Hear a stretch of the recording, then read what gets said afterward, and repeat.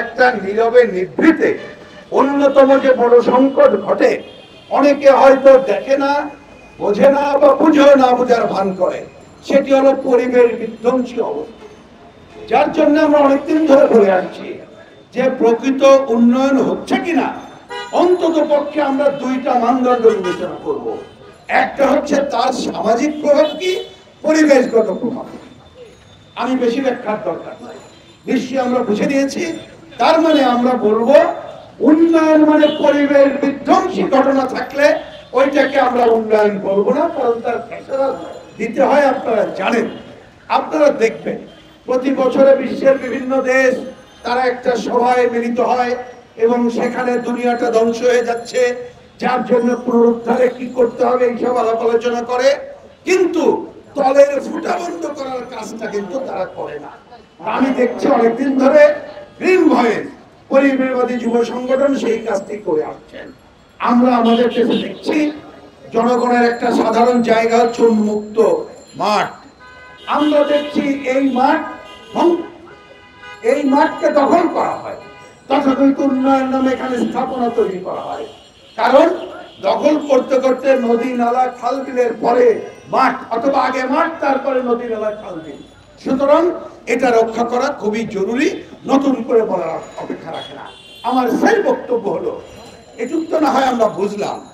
এখন যখন অন্যরা ক্ষমতায় থাকে আমরা অনেক সময় বলি দলীয় সরকার ক্ষমতায়, এমন এমন দল ক্ষমতায়, তারা তাদের লোকজন এই লুটপাট করে, তারা দখলদারিত্ব করে, তারা তথাকথিত উন্নয়নের নামে এমন এমন প্রজেক্ট করে যা এগুলো অনিবার্যভাবে ধ্বংস হয়।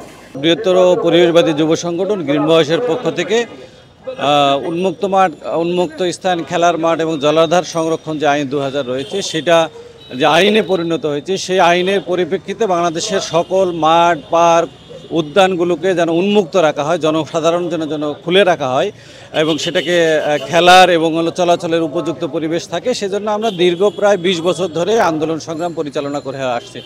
ফলে বর্তমান সময়ে আমরা ঢাকা শহরে আমাদের প্রতি 12,500 মানুষের জন্য একটা করে মাঠ বা উন্মুক্ত স্থান, এবং সেটা হলো 1 একরের উপরে। কিন্তু ঢাকা শহরের প্রায় 40টা ওয়ার্ডে কোনো মাঠই নেই, এবং যে জনসংখ্যা, ঢাকা শহরে যে জনসংখ্যা প্রায় 3 লক্ষ মানুষের জন্য একটা মাঠ আমরা এখনও ঢাকা শহরে দেখি না। সেই পরিপ্রেক্ষিতে আমরা বলে আসতেছি যে এই আজকে যে আমাদের জাতি গঠন হচ্ছে, যে ছেলেমেয়েরা যে আজকে মোবাইল সহ নানা ধরনের অসামাজিক কাজে লিপ্ত হচ্ছে, তাদের উপযুক্ত খেলা এবং সংস্কৃতির বড় একটা অভাব রয়েছে আমাদের এই ঢাকা শহরের। এই ঢাকা শহরে আমাদের অনেকগুলো মাঠ রক্ষার জন্য আমরা আন্দোলন করেছি। টোটাল 235টি মাঠ রয়েছে, কিন্তু আমাদের দরকার হচ্ছে 610টি। এর মধ্যে মাত্র উন্মুক্ত 150টি ছিল, কিন্তু গত 22 বছরে সেখানে মাত্র 24টিতে নেমে এসেছে। আমরা নদী নালা খাল বিলের পাশাপাশি মাঠগুলোকেও আমরা দখল করতে চলে এসেছি।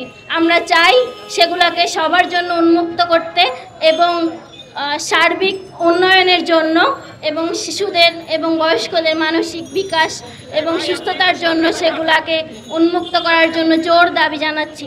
সমতলের ন্যায় পাহাড়েও যে পরিবেশের যে অত্যাচার হচ্ছে, সেগুলো আসলে আমাদের মেনে নেওয়া যায় না।